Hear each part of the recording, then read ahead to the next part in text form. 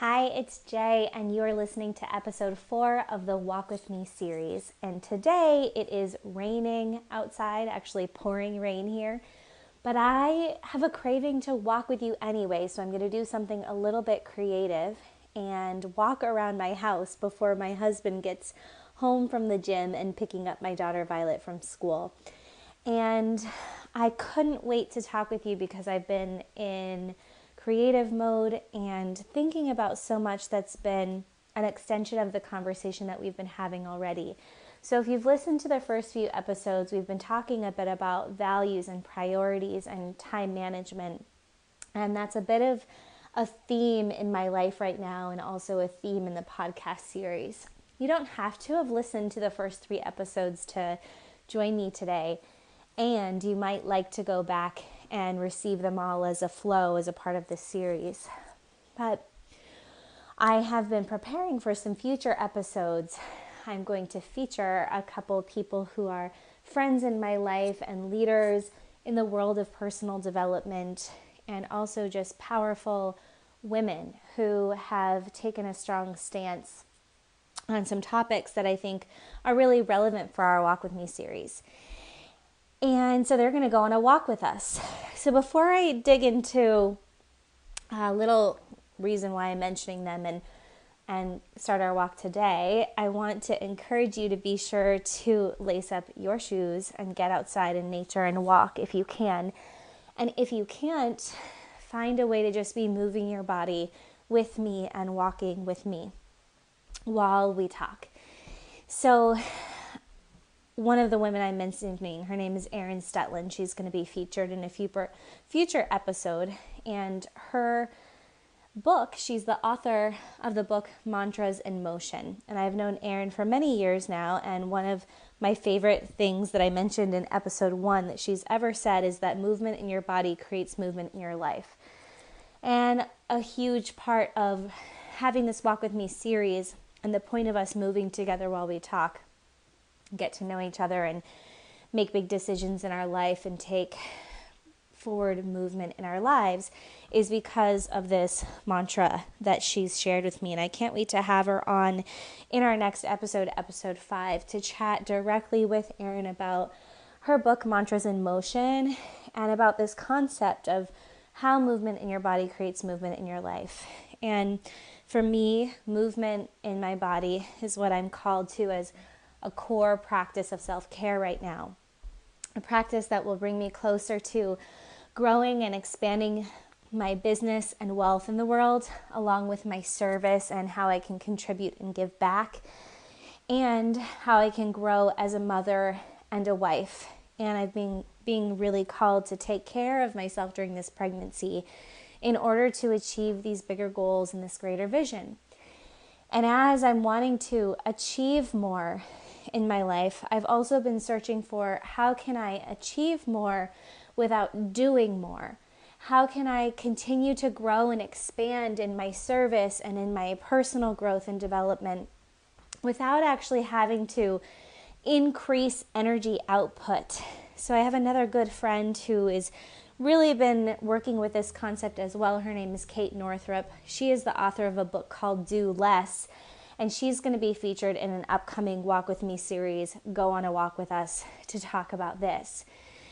And all of this is related to goals. Everything we've been talking about leading up to today around values and priorities and why we value time because it's a limited resource, and how our action is so important, and why we value productivity because we cannot get back yesterday. We talked a lot about that in our last episode. And I want to expand on this idea of goals and talk with you a little bit about some personal goals that I have that you're going to be walking beside throughout this series, as hopefully they come alive and come true, but also get you thinking throughout this series and this podcast that comes out every week. Every time we walk, checking in on making your goals come alive. I want your goals to come alive in our conversations. And I don't just want our goals to come alive together. I want them to actualize. And so I wanted to talk with you a little bit about my perspective as a coach and as a mastery level trained NLP worker who trains women to become coaches and learn these NLP techniques. Teach them to you today in a way where we can talk about goals and where we can make them come alive. And, some people know what they want in life from an early age. They feel compelled towards something, whether it's stepping on the stage or climbing summits or really pursuing their ambition and having a specific ambition. And so there's tools and methods that can help you to envision a future and create a strategy and follow through on plans that come naturally. And there's other people who are listening to this and walking with us right now who prefer to let their life unfold in an organic way and who never really let goal setting stop them from having spontaneity. And I fall into a healer, healing myself of an old pattern of living somewhere in between those two ideals at this point in my life. I think that for safety and for control, growing up a child of addiction, I wanted to take control of my life, be able to set a goal and achieve it. And I learned and used NLP strategy to do that and became a master at it, which is why so many of my dreams of pulling out of corporate America and doing things a different way have come true. And yet that strategy isn't working anymore. And another thing I want to talk about, because all of us that are drawn together for this as women, and we'll talk about this with Kate Northrup in the episode when we talk about her book, Do Less, she really talks about how the corporate structures in our society does not support the way we want to move intuitively as women. That even as human beings, men and women are being called to the rise of the feminine. And the reason for that is because we need more wisdom, intuition, emotion, spontaneity, flexibility, heart-centered choices and structures to solve the next level world problems that can't be solved in the way where systems work that were created by men for men. And that is why so many women, Kate Northrup says in her book, are pulling out of these traditional ways and jobs and becoming entrepreneurs and starting their own businesses, because those structures don't fit our intuitive ability to truly live, and they weren't made for us. They weren't made for women who have cycles, women who need to have space to have babies, and women who need to have the space to be able to do all of those roles, be a powerful CEO and leader while being a mother, a wife, and having a balanced lifestyle where everything in our life supports us in being able to step into that role in a cyclical way.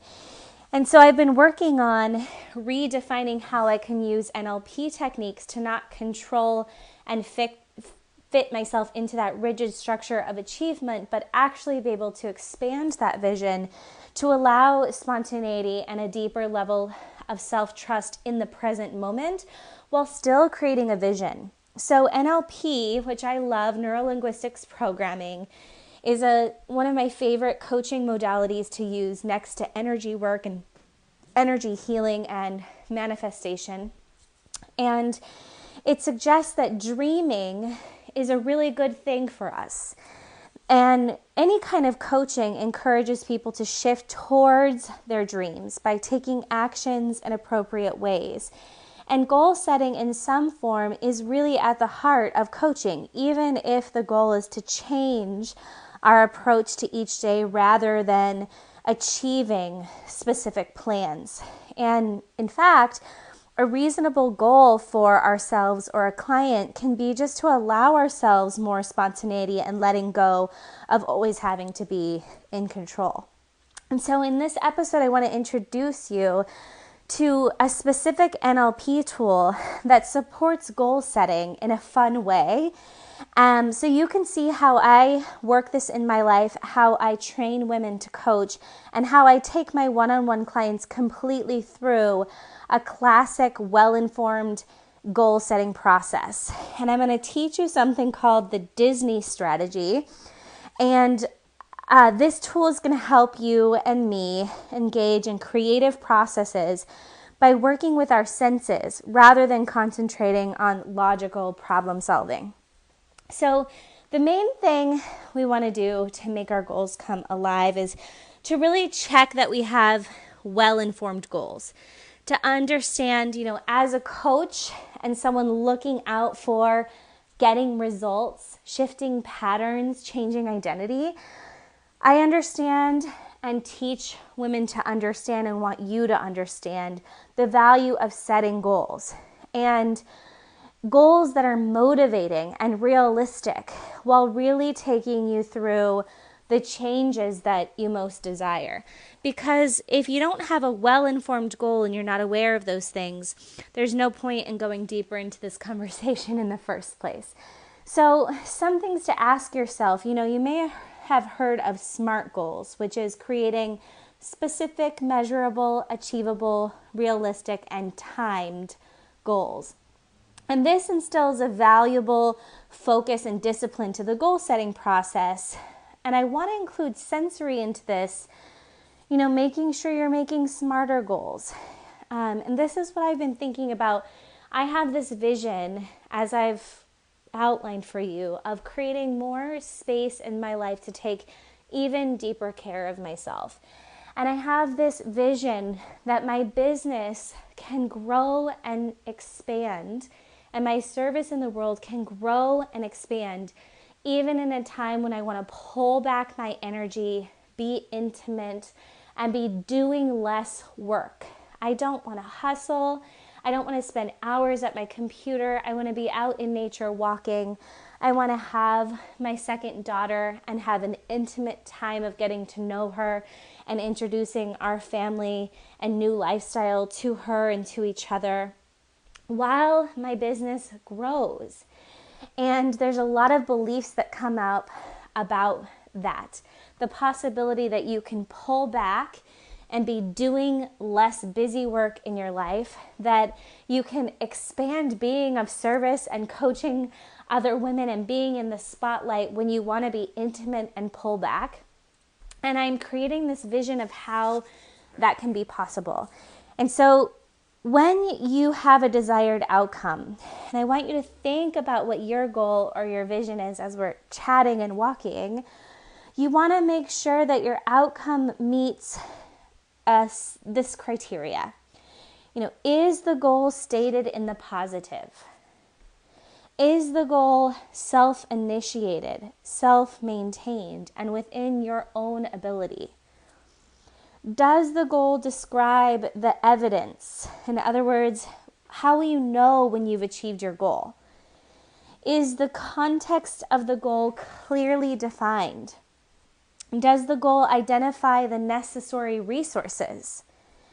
And have you evaluated whether the goal is ecological?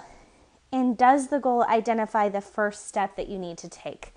So all of this helps me to think about, am I being positive? Am I forming this goal in a positive way? The one that stood out to me today is, does the goal identify the necessary resources? Who am I going to need? What am I going to need to do? And actually, even as I say that, it's not even about doing if I'm trying to do less. How do I need to be? What do I need to believe in order for myself to step into a woman who trusts that my business and work can expand while I slow down and take deeper care of myself and put less out, and the potential of that possibility? And do I see that as a positive? That stands out to me too. And I do. But there's some belief around the possibility. And that's what I'm working with, right? And these are the main questions that a coach asks. What do you want? And what's preventing you from getting it? And these are some of the deeper questions we can ask when setting a goal, so that we can move on and really ask, is this goal self-initiated and self-maintained and actually in my control? Is this something that if I put the action out, it can happen? And it's a great thing to ask and a great belief to explore for us in this society and in our life and in the world together as women, because there's this strong discernment that in order to achieve, you have to push yourself. You have to leave your body behind. In order to be a successful woman, you can't value family and slowing down. And in order to be truly successful, it requires massive hustle and doing more. And so it is in my control to question and test that. And that's the process I'm going through right before you and next to you in this series. So ask yourself these questions for your goal. Does this goal describe, what I need is it clearly defined? Does it identify the resources I'm going to need? Have I evaluated whether it's ecological? Simply really checking in that the outcome fits well within all the aspects of your life and what you need. And as I went through these questions, I started to discern some of the how. So all you have to do is create a vision and then have the space for these questions, and the how begins to emerge. So this is when we start to learn how to balance dreams with reality. And I want to teach you a Disney strategy because I was going to take myself through it today. And I want to do it in front of you so that you can learn it and use this strategy to bring your vision and your dreams into reality. And this comes from Walt Disney, actually, a study of Walt Disney. If you haven't, by the way, seen the Walt Disney documentary on Netflix, I highly recommend it. It's so powerful for getting yourself to realize what innovation is possible and what dreaming can create and how successful you can become. And there's an NLP trainer, Robert Dilts, that created this model called the Disney strategy based off this study of Walt Disney and his amazing ability to turn dreams into real projects. So this Disney strategy enhances the goal setting aspect of coaching and bringing big goals alive and ensuring their viability. And the Disney strategy is particularly useful when you have large or challenging projects, either for yourself or your team, which for me, my goal is both. It's personal and involves my business team, which I need to bring on board. So Imagineering is the term that Walt Disney used to describe the way that he used to form dreams and turn them into reality. And this is a really unique way of working that created an appeal to characters like Mickey and Minnie Mouse and the legacy of the filmmaking Disney empire and the millions of people that enjoy it today. And I love this because I'm in a stage of my life, my background is as a performer, but I'm now mostly coaching and spending time with my daughter. And we love Disney. She loves Disney. We just had a trip to Disney World a few weeks ago, and I love Walt Disney, and I feel like he has created the happiest place on earth. And these successful Imagineerings brings together these 3 key strategies that we can use in NLP: the dreamer, the realist, and the critic. These are the roles that are all needed for innovation and problem solving to ultimately reach our goals. And I know that Disney created an environment where his workers actually used to say they don't know which Walt Disney is going to come to work today. Either he's going to be the dreamer, the realist, or the critic. And it's important that we recognize that we all have these inner voices and roles that come up, and all 3 of them are important when going after a goal. And when we let one domineer the other, or we don't acknowledge that they all 3 exist, we're missing out on a very intricate and potent process of making our dreams a real reality, actually bringing these visions into life. And so the idea in NLP and in coaching is that anything is achievable as long as you tackle it in small enough parts. And this is what I teach women to do with their clients, and this is how I work with my clients. So obviously it's how I have to walk my talk in my own life. And it means we're, sizing down information into little nuggets and breaking issues into smaller elements. And we can really use the Disney strategy to do this in a fun way. So I'm going to take myself through this with you and show you how I do it with clients and in my own life, just by stepping into these 3 ways of thinking, and in turn really demonstrating the body language that suits each role while we walk. So the 3 roles: the dreamer. In this role, you're looking to the future and thinking of the bigger picture. You want to see every piece of the story or the project to think like a dreamer, like sitting in a symmetrical and relaxed posture with your eyes looking up. It's easy while we're walking to be in a dreamer state, like you're daydreaming, walking wherever you are and exploring what you want. And I'm going to take you through some questions in a minute to do this together and maybe even reflect out loud on some of what comes up for me as I go through this with you. And the next role is the realist, and it shifts the idea to a workable plan by just breaking it down another level and thinking like more of a realist. And in this position, we can walk with our head looking straight and slightly ahead and forward. And in this stage, we're focusing on how the plan is going to work. And there's some specific questions that we'll concern ourselves with to know how to make the plan work. And then we get to step into the role of the critic. And the critic's job is to check for flaws in the plan and look for what's been overlooked by asking, what would happen if? Type of questions. And to think like a critic, you want to walk with your head and your eyes looking down and slightly tilted, like curious, like one of your hands is touching your chin and you're trying to put the puzzle piece together, or you're thinking of the alternate question to ask, and you're looking at all sides of the equation. The critic really evaluates the chances of this reality really happening and offers questions concerning the chance of making the plan work or not. And so typically we want to start with the dreamer in any kind of goal setting, shift to the realist, and then the critic.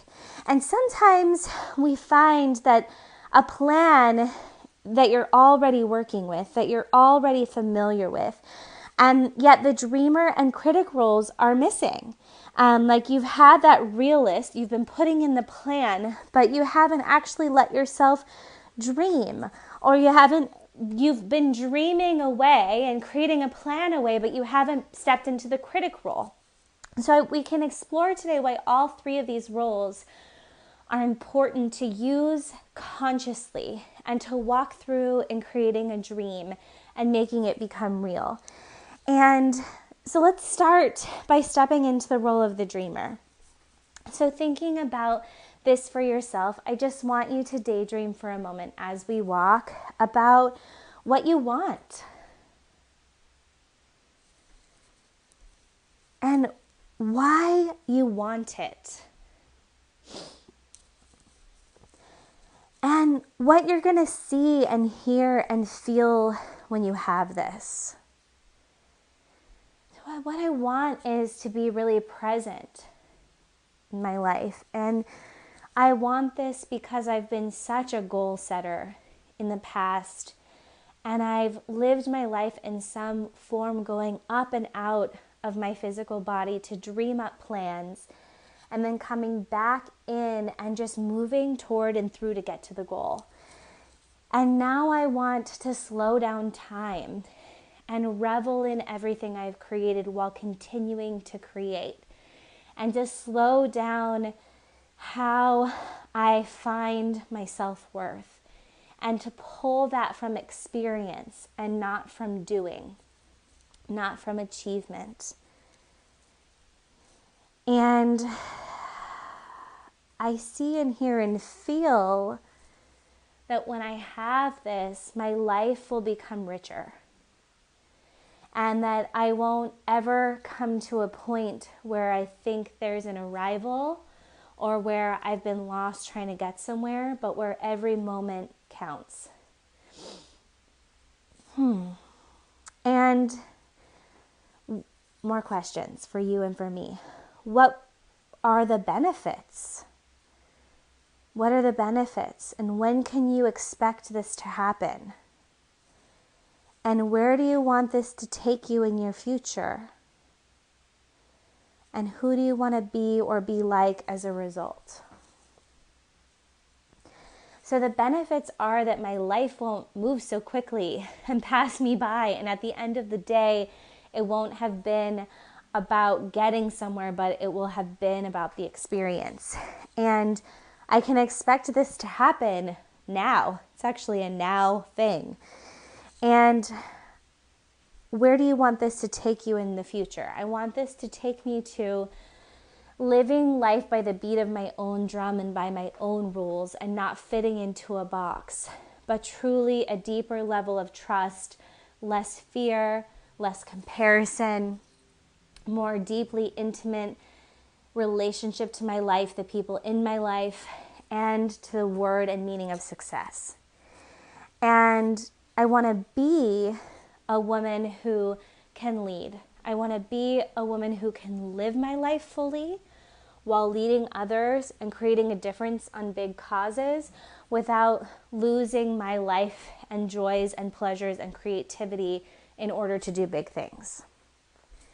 So think on those for you. What do you want? What's the purpose? Why do you want it? What will you see, hear, and feel when you have this? What are the benefits? When can you expect this to happen?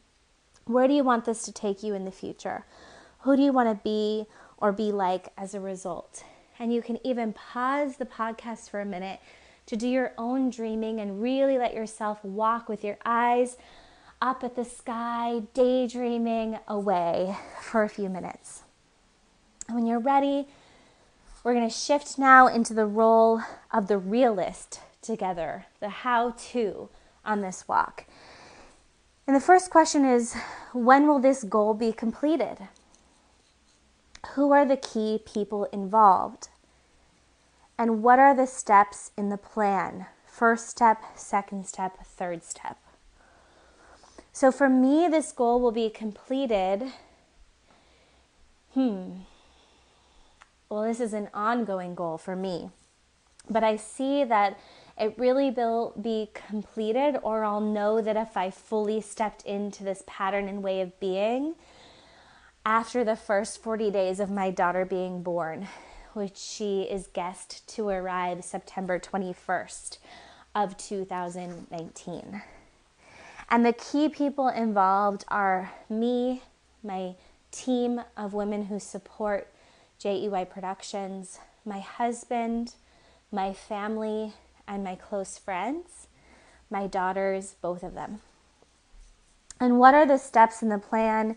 First step, second step, third step. So rearranging how I run my business, taking less action and new action, taking care of my body as a top priority, creating a financial structure to pull back our income if needed, creating a plan that allows me to do less and maintain, being the bread earner for my family, a minimum income, talking to my husband about his role that he'll play and stepping up his responsibilities while I find footing in this new way.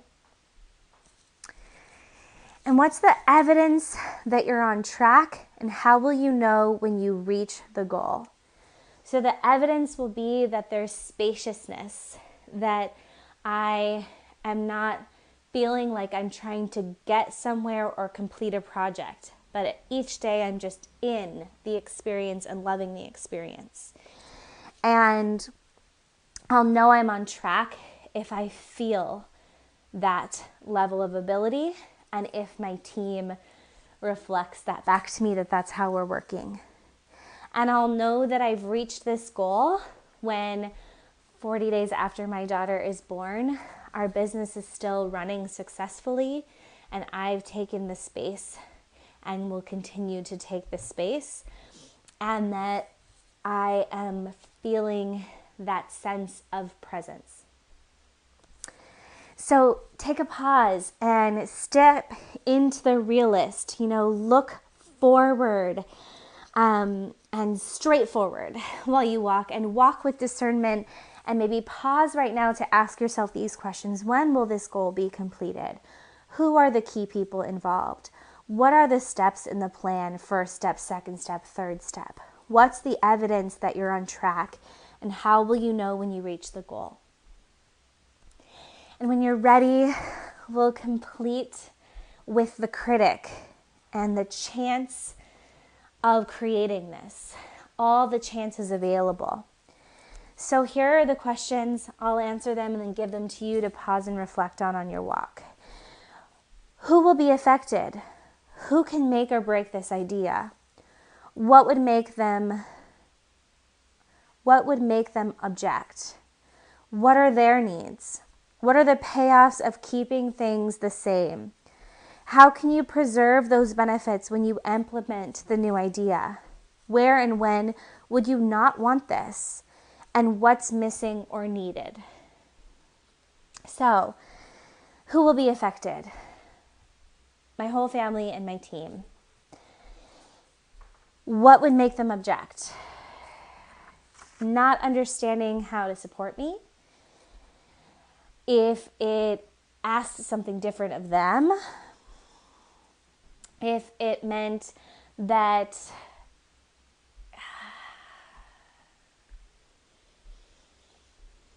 if it was uncomfortable to change, and if it asked them to respond in a new or different way. What are their needs? So for my husband, I think he just wants to know that we're safe and that I'm okay.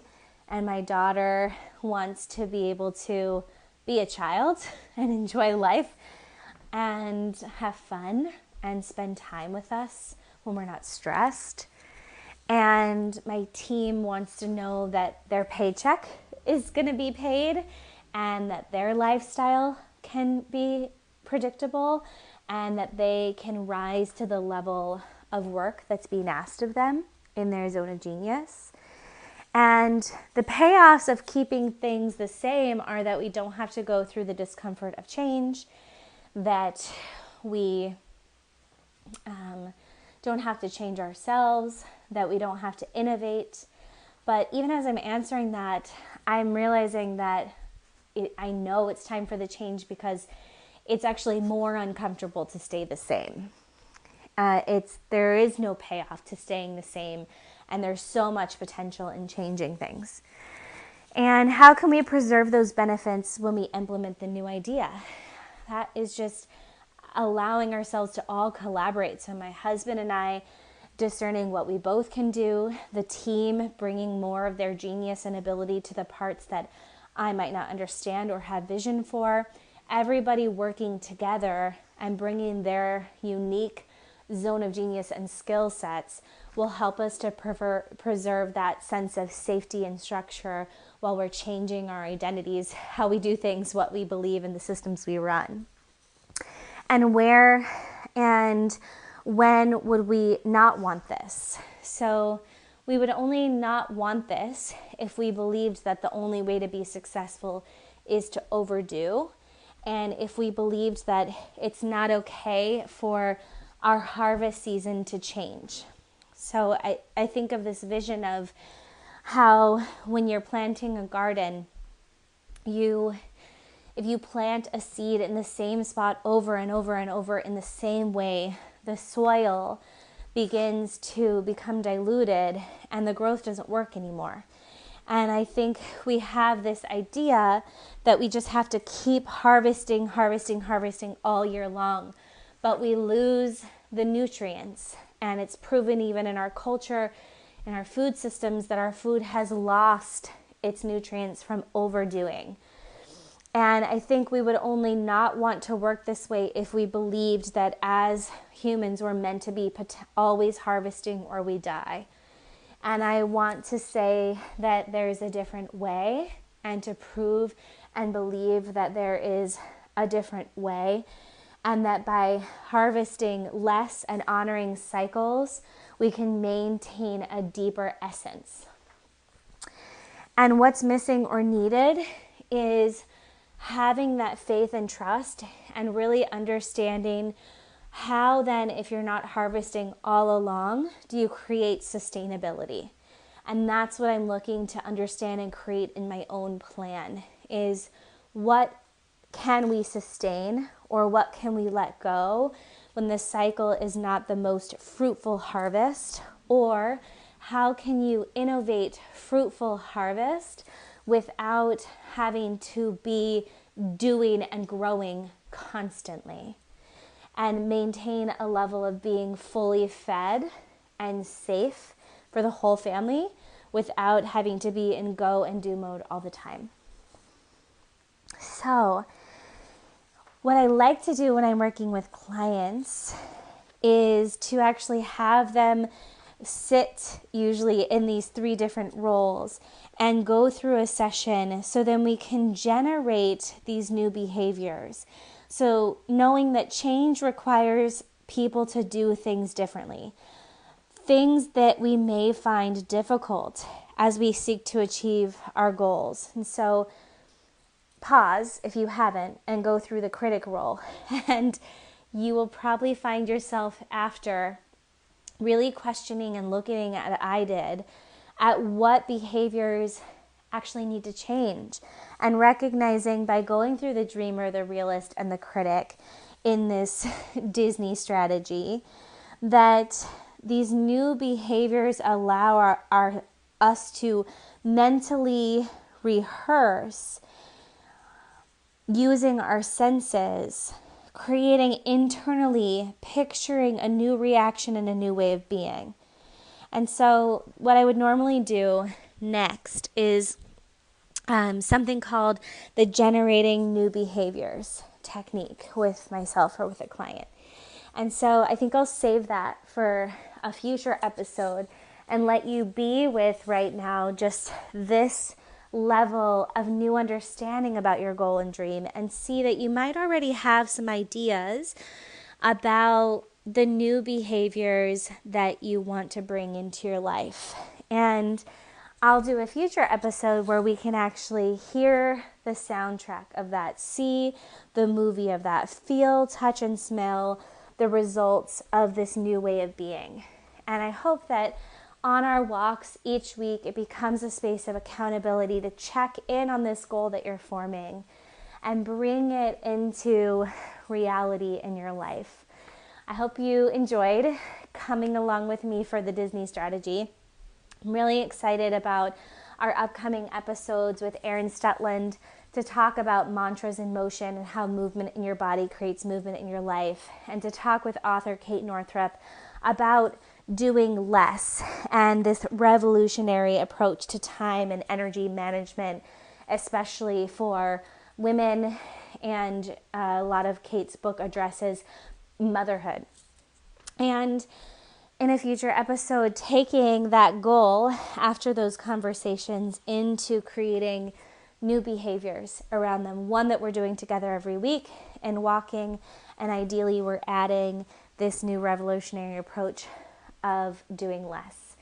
Thank you for walking with me in this creative way today. Please take some time to head on over to the blog and share what was most valuable about stepping into the Disney strategy and what came up for you. I can't wait to hear, especially since I've been so vulnerable to share on the spot, not knowing what was going to come up with you. I would love to have the opportunity to witness you in your vulnerability and walk beside you. Until next week, my love, have an amazing day and an amazing rest of your walk if you're not back yet.